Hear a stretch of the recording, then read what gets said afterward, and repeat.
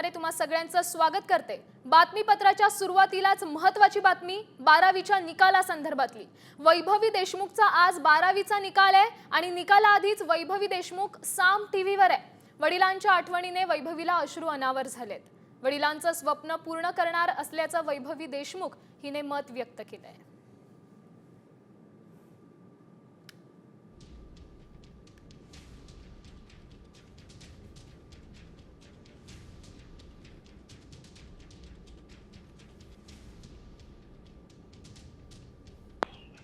त्यावेळेस म्हणजे जो दुःखाचा डोंगर होता तो आमच्यावर नाही तर जो देशमुख कुटुंबावर नाही तर पूर्ण गावावर तो दुःखाचा डोंगर कोसळला होता। आणि त्याच कालावधीत माझे जे पेपर होते मला तर ते पेपर देणं म्हणजे शक्य नव्हतं, पण सगळ्यांनी जे सांगितलं की तुला तुझ्या करिअर कडे सुद्धा लक्ष द्यावं लागेल, त्यासाठी मी जी 12वीची परीक्षा दिली त्याचा आज 5 मे रोजी निकाल आहे। पण निकाल कसाही लागेल, माझ्या वडिलांच्या आशीर्वादाने मला माहिती आहे तो निकाल माझा चांगलाच लागेल। आणि तुम्ही दिलेली जी साथ आहे आमच्या सोबत आणि आमचा जो वाढवलेला धीर आहे त्या धीराने तर ही लढाई आज इथपर्यंत आली आहे। पण मला याचं दुःख वाटतं की जर आज माझे वडील माझ्या सोबत असते तर त्यांना तो रिझल्ट ऐकून खरंच खूप आनंद झाला असता। त्यांची शाबासकीची थाप माझ्या पाठीवर पडली असती, पण त्यांच्या नसताना खरंच महाराष्ट्राने नव्हे तर भारताने आम्हाला साथ दिली आणि त्यांचं जे स्वप्न होतं ते मला पूर्ण करायचंय। त्यासाठीच मी नेटची तयारी करत होते। काल नेटचा देखील पेपर झाला, पण जी मानसिकता माझी होती ती थोडी बाजूला सारून मी खूप प्रयत्न केला परीक्षा देण्याचा, अभ्यास करण्याचा, पण ते माझ्याच्याने शक्य झालं नाही। कालचा नेटचा पेपर जो होता तो मला खूप हार्ड गेलेला आहे आणि त्याच्याने माझी स्कोरिंग सुद्धा जास्त येईल असं मला वाटत नाही। वडिलांचं काय स्वप्न होतं आणि ते पूर्ण करण्यासाठी तुमच्या त्या पावलाला 5 महिने आता होत आहेत वडिलांचे वडील गेले। या गोष्टीची थोडी खंत वाटते की आज 5 महिने झालं, उद्या त्यांचं मासिक आहे, तरी देखील आज आम्ही न्यायाच्या प्रतीक्षेत आहोत आणि जोपर्यंत आम्हाला न्याय मिळत नाही तोपर्यंत आम्ही तर न्यायाच्याच भूमिकेत आहोत आणि आमची मागणी तर तीच आहे, न्याय मिळाला पाहिजे। पण सर्वांनाच वाटतं तो लवकरात लवकर मिळाला पाहिजे। यासाठी माझी कळकळीची विनंती आहे की सरकारने सुद्धा आम्हाला लवकरात लवकर न्याय दिला पाहिजे आणि जे कोणी आरोपी असेल त्यांना कठोरात कठोर शिक्षाही झालीच पाहिजे, कारण की जर अशीच गुन्हेगारी वाढत चालली तर हा आपला भारत देश हा पुढे जाण्यापेक्षा कुठेतरी आज मागे येतोय। रिझल्ट येतोय आणि वडिलांच्या नसताना देशमुख कुटुंबियांसाठी हा काळ वैभवी म्हणते त्याप्रमाणे अतिशय खडतर होता आणि याच खडतर काळात तिने 12वीची परीक्षा दिली आहे। देशमुख कुटुंबियांचंच काय तर अवघ्या महाराष्ट्राचं लक्ष ती किती गुण मिळवते यावर आहे सध्या। आता विद्यार्थी आणि पालकांसाठी अतिशय महत्त्वाची बातमी आहे। HSC बोर्डाच्या 12वीचा निकाल आज ऑनलाईन जाहीर करण्यात येणार आहे। विद्यार्थ्यांना दुपारी 1 वाजता ऑनलाईन निकाल पाहता येईल। गुण पडताळणीला 11 फेब्रुवारी 2025 ते 18 मार्च 2025 या कालावधीत आयोजित करण्यात आल्या होत्या। सदर परीक्षेसाठी माननीय नामदार श्री दादाजी भुसे, मंत्री शालेय शिक्षण, माननीय नामदार श्री पंकज भोयरजी, राज्यमंत्री शालेय शिक्षण, माननीय श्री रणजित सिंह देवल, प्रधान सचिव शालेय शिक्षण व क्रीडा विभाग, माननीय श्री सचिंद्र प्रताप सिंह, आयुक्त शिक्षण,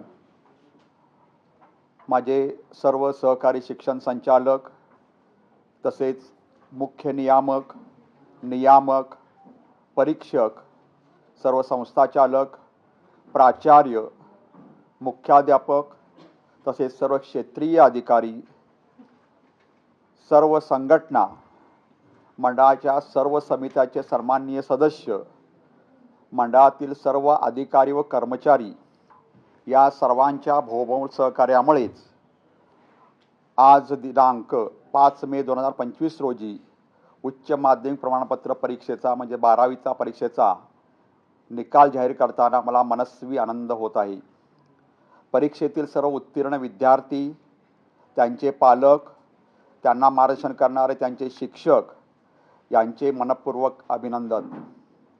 उत्तीर्ण झालेल्या विद्यार्थ्यांना पुढील शैक्षणिक वाटचालीसाठी शुभेच्छा। तसेच उत्तीर्ण होऊ न शकलेल्या विद्यार्थ्यांनी नाउमेद न होता जून जुलैमध्ये होणाऱ्या पुरवणी परीक्षेसाठी प्रविष्ट होऊन यश संपादन करावे असं मी त्यांना आवाहन करतो। या परीक्षेची प्रमुख वैशिष्ट्ये विद्यार्थ्याच्या मनावरील ताण कमी होण्याच्या दृष्टीने फेब्रुवारी-मार्च 2025 उच्च माध्यमिक प्रमाणपत्र परीक्षा म्हणजे 12वीच्या परीक्षेचे वेळापत्रक तयार करताना प्रत्येक प्रमुख विषयाच्या लेखी परीक्षेच्या दरम्यान किमान 1 दिवसाचा खंड ठेवण्यात आला होता. सदरचे वेळापत्रक दिनांक 21 नोव्हेंबर 2024 रोजी विद्यार्थ्यांच्या माहितीसाठी मंडळाच्या संकेतस्थळावर प्रसिद्ध करण्यात आले होते. विद्यार्थ्यांना व्यावसायिक अभ्यासक्रमाच्या परीक्षेची तयारी करण्यासाठी अखंडपणे पुरेसा वेळ मिळावा म्हणजे साधारणतः नीट जी या परीक्षेसाठी तसेच परीक्षांचे निकाल लवकर जाहीर होऊन पुरवणी परीक्षा लवकर होण्याच्या दृष्टीने यावर्षी प्रथमच मंडळाच्या इतिहासात 12वीची परीक्षा साधारणतः 10 दिवस पूर्वी. नक्कीच 12वीच्या सगळ्याच विद्यार्थ्यांची उत्सुकता आता शिगेला पोहोचली असणार आहे. आत्ताची सर्वात मोठी बातमी पाहूयात. जम्मू काश्मीरमधून पहलगाम इथं झालेल्या दहशतवादी हल्ल्याच्या तपासातून एक अत्यंत धक्कादायक माहिती समोर आली आहे. हल्ल्यात सहभागी असलेल्या दहशतवाद्यांना सैन्य प्रशिक्षण देऊनच पाकिस्ताननं पाठवण्यात आल्याची माहिती ही सूत्रांनी दिली आहे. पाकिस्तानी लष्कराच्या काही माजी कमांडर्सनी दहशतवाद्यांना विशेष प्रशिक्षण दिलं होतं. भारताचं अधिकाधिक नुकसान करण्याचा त्यांचा हेतू होता. जेलमधील लष्कर-ए-तोयबाच्या दहशतवाद्यांनी ही माहिती दिली आहे. दहशतवाद्यांबाबत काय माहिती समोर आली आहे पाहूयात. पहलगाम हल्ल्यात सहभागी असलेल्या दहशतवाद्यांना सैन्याचं प्रशिक्षण देण्यात आलं. पाक लष्कराच्या माजी अधिकाऱ्यांकडून दहशतवाद्यांना ट्रेनिंगही देण्यात आलं. पाकिस्तानच्या अधिकाऱ्यांनी लष्करी डावपेच आणि तंत्रज्ञान देखील शिकवलेलं आहे. काश्मीरमध्ये अस्थिरता निर्माण करणं आणि अधिकाधिक नुकसान पोहोचवणं हाच त्यामागचा उद्देश होता. जेलमधील लष्कर-ए-तोयबाच्या दहशतवाद्यांकडून ही माहिती प्राप्त झाली.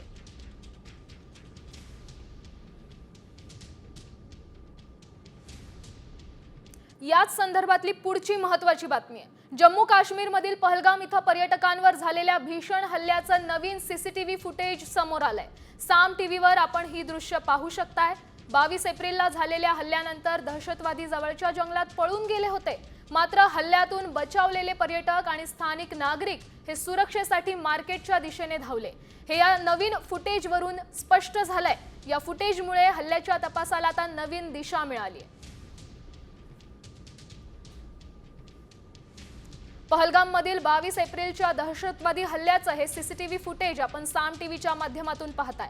बैसरन मोहोड जवळील दुपारी 3:40 हे सीसीटीव्ही फुटेज आहे. पर्यटक आणि स्थानिक लोक जीव वाचवण्यासाठी सैरावैरा पळतानाचा हा व्हिडिओ. पर्यटक स्थानिक नागरिक सुरक्षेसाठी मार्केटच्या दिशेने धावल्याचं नवीन फुटेजमधून आता समोर आलंय. नव्या सीसीटीव्हीमुळे पहलगाम हल्ल्याच्या तपासाला आता नवी दिशा मिळणार आहे.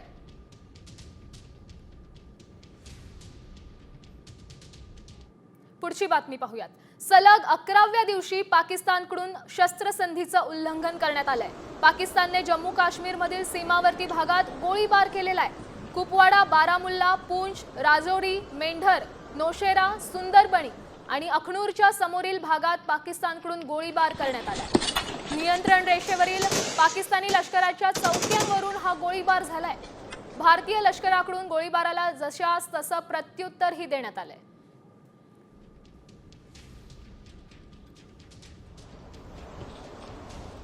पुढची बातमी पाहूयात.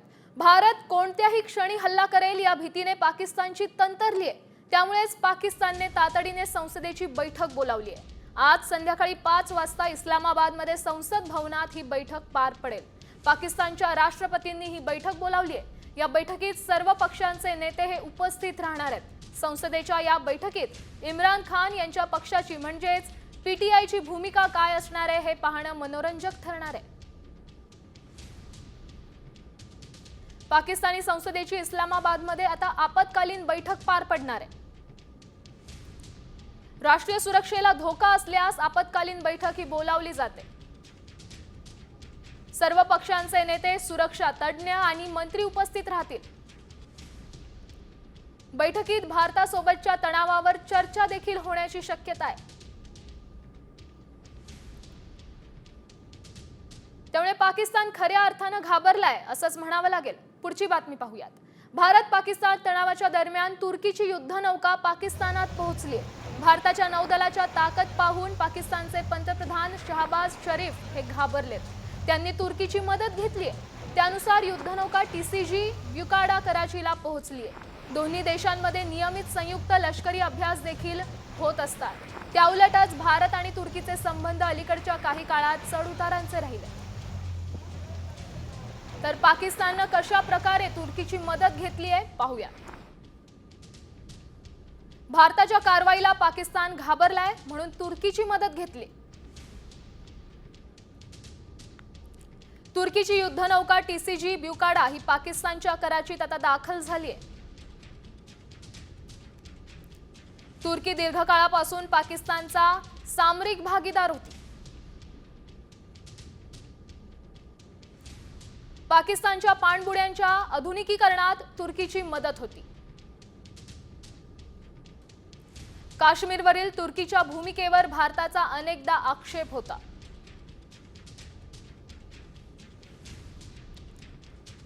पुढची महत्त्वाची बातमी पाहूयात. भारत पाकिस्तान तणाव वाढत असतानाच दुसरीकडे बलूच लिबरेशन आर्मीनं पाकिस्तानची चिंता वाढवली आहे. बलुचिस्तानच्या कलात जिल्ह्याच्या मांगचर शहरात बलूच आर्मीनं ताब्यात घेतलंय. तसंच BLAनं सशस्त्र पथकानं सरकारी इमारतींवर नियंत्रण मिळवलंय. त्यात पाक सैनिकांना आणि अधिकाऱ्यांना ओलीस धरण्यात आलं असून बलूच लिबरेशन आर्मीनं पुन्हा एकदा पाकिस्तानी सैन्यावर हल्ला केलाय. बलूच आर्मीच्या हल्ल्यात 22 सैनिकांना ठार मारण्यात आलंय.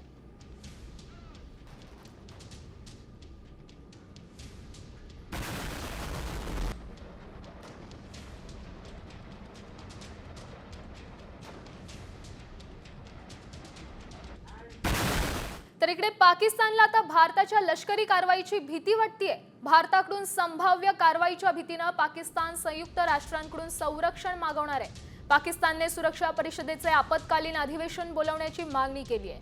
भारताकडून हल्ल्याच्या भीतीने पाकिस्तानने आपले राजनैतिक प्रयत्न तीव्र केलेत.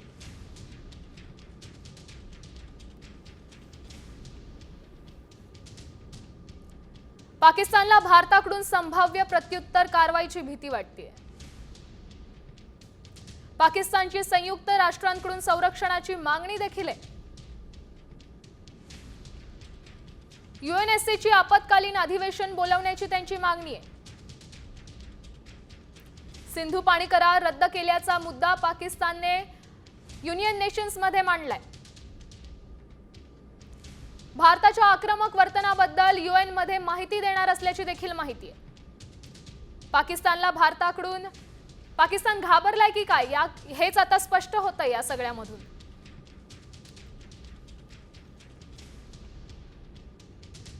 पुढची महत्त्वाची बातमी.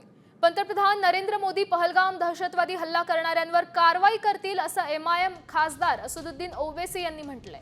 पाकिस्तानकडून येणाऱ्या दहशतवादाविरुद्ध आणि पाकिस्तानसारख्या अयशस्वी राष्ट्राविरुद्ध कारवाई करतील. तसंच पाकिस्तान भारतात येऊन कोणाला मारण्यापूर्वी 100 वेळा विचार करेल असंही ओवैसी म्हणतायत.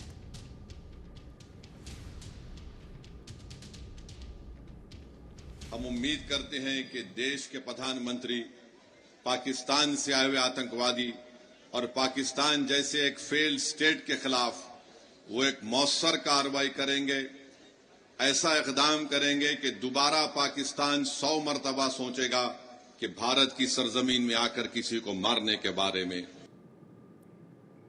आता अकोल्यातून बातमी आहे. एक धक्कादायक घटना घडली आहे. कूलरचा शॉक लागून 18 वर्षाच्या तरुणाचा मृत्यू झालाय. रोहित बावस्कर असं मृत तरुणाचं नाव आहे. नेहमीप्रमाणे पोलीस भरतीसाठी सराव करण्यासाठी तो तयारी करत होता.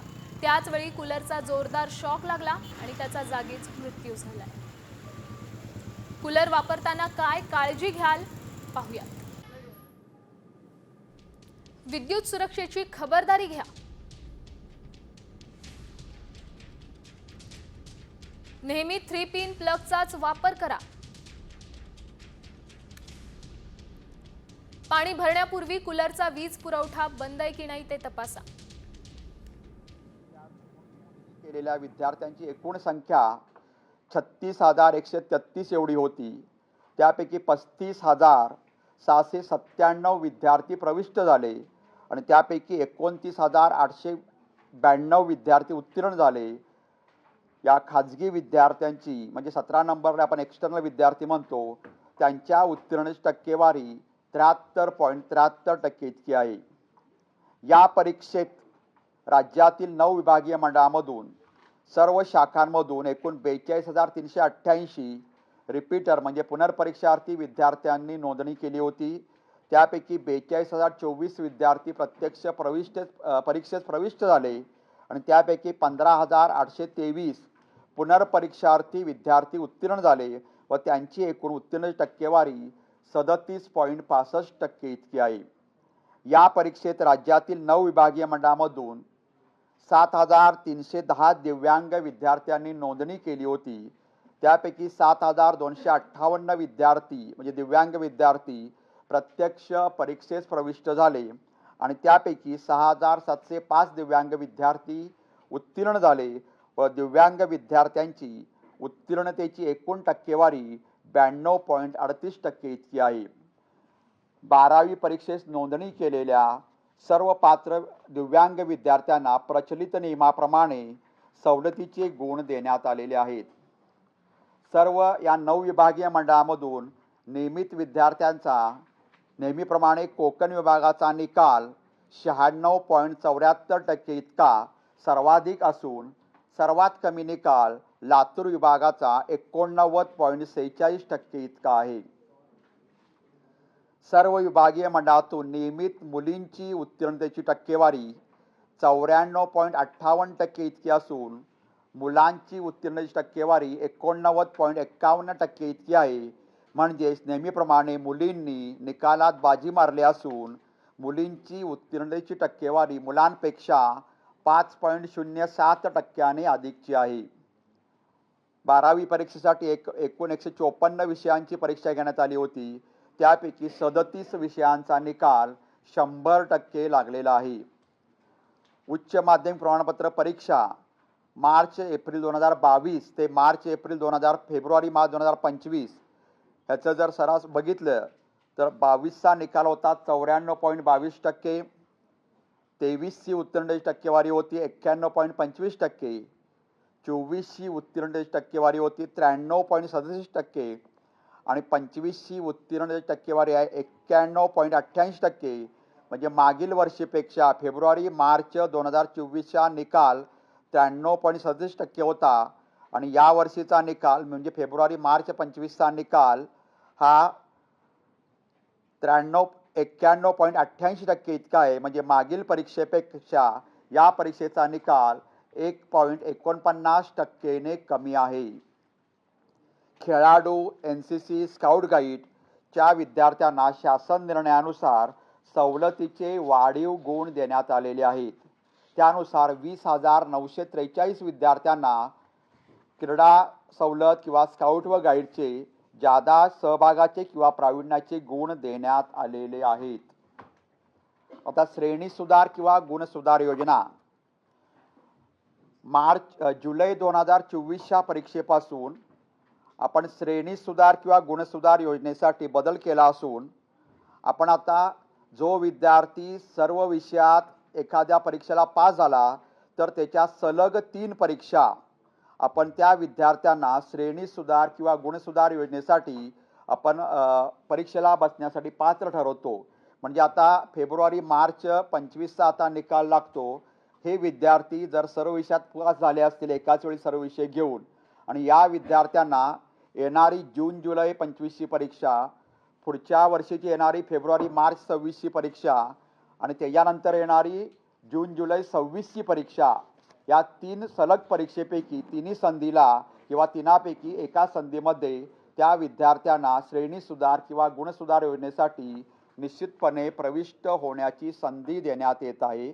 या तिन्हीपैकी एक किंवा तिन्ही परीक्षा तो बसू शकतो आणि त्याशिवाय त्याला एकदा श्रेणी सुधार किंवा गुण सुधार योजनेनंतर त्याला मार्क कमी झाले असतील किंवा जास्त झाले असतील तर विद्यार्थ्याला विकल्प असतो की त्यानंतर 6 महिन्यामध्ये की त्याला कुठलं गुणपत्रक घ्यायचं आहे, पहिलं घ्यायचं आहे काय दुसरं घ्यायचं आहे. त्याने विकल्प दिल्यानंतर त्याला ते दुसरं गुणपत्रक पाहिजे असेल तर पहिलं गुणपत्रक परत घेऊन दुसरं गुणपत्रक त्याला अदा करण्याचे मी देता येते.